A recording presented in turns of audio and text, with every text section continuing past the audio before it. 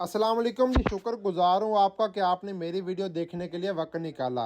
एक बच्चा नाम मोहम्मद अब्दुल्ला 3 साल 4 माह उम्र इलाज के लिए मतलब पर लाया गया।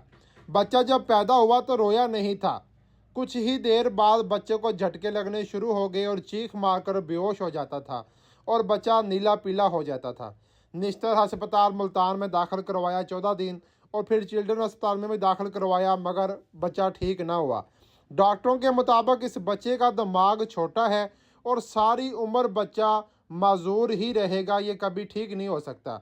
ये बच्चा सारी सारी रात रोता है, बिल्कुल नहीं सोता, अपने जिस्म को अकड़ा लेता है। और अब आप देख लें, जिस तरह मैं ये टांगें दिखा रहा हूँ बच्चे की टांगों में बहुत ज़्यादा अकड़ाव है, रोता बहुत है। इसको नींद के लिए कोई दवाई दी जाए तो फिर ये सोता है, वरना ये सारी रात जागता है और बहुत परेशान करता है। इंशाल्लाह जी इस बच्चे का इलाज शुरू करेंगे, नेक्स्ट वीडियो भी आपको दिखाएंगे। इंशाल्लाह ये बच्चा बेहतर भी होगा और अल्लाह खैर करेगा। कुछ वक्त के लिए दवाई देंगे तो बच्चा अपने पाँव पर चलना भी शुरू कर देगा इंशाल्लाह।